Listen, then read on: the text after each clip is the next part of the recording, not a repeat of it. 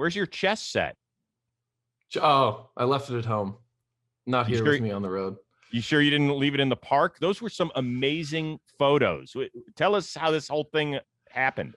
So I didn't used to live in New York, but for what, 3 off seasons in a row, I dated a girl who lived there. So I would be there like maybe 2 months every off season. And like, I guess I lived there just part-time. Like I wasn't actually like engulfed as a local, but I was back and forth for like a good collective amount of time. So I just would go to the park when I was bored after workouts and play chess. And every time I come back to New York, I'll just take like the train down there and play chess. And those guys are all like way better than me and like really, really good.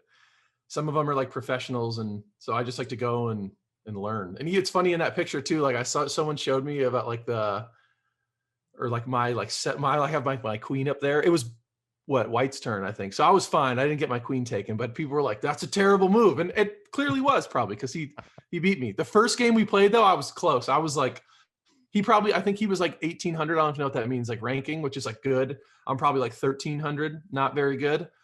But I got close the first game and I gave myself a couple pats on the back, but he smoked me every other game. And then like that guy came up and took a picture with me. I posted that and then someone came up and was like, hey, can I get a picture with you?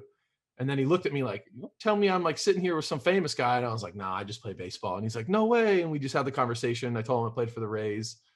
And then it was, yeah. Then we talked and I left him tickets to the game on Sunday. I don't know if he went. I told him to text me if he had any trouble, but yeah, he was awesome. He was a really cool dude.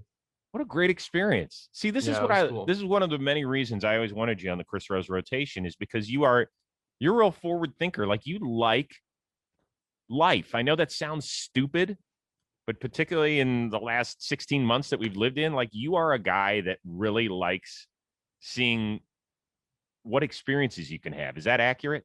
Yeah. I think I think I'm just like anybody to where like I can get into ruts of like, especially in season when you're stressed out of like, you just want to sit in your hotel room and do nothing. And like, you can let like the stress of, oh, I don't want to get tired. Like I have to go play in today's game. And baseball players are like the best at that. Like, I feel like people assume baseball players do so much stuff outside of the field, but it's there's so much stress involved that many guys just kind of don't really do anything. You go, like, you have your family and you go back, you have your friends at the hotel, like, but not many people do stuff. And I think for me, I consciously have to be like, there's life outside of baseball. Like when I wasn't doing very well early on in my career, I think it was just because I was so like narrow-minded in baseball. It was like, if I was doing well, I was great with my personality. And when I was doing bad, I wasn't, to where I have to find things to like, remember I'm a human being, to where like, like baseball's not like the number one only thing in my life. So I think it's a force sometimes, like I have to go and do it, but once you do it, it's great. So I definitely, like, especially now, like I try to go and do some stuff on the road, like try to live my life as much as I can. So when I die one day, I can be like, at least I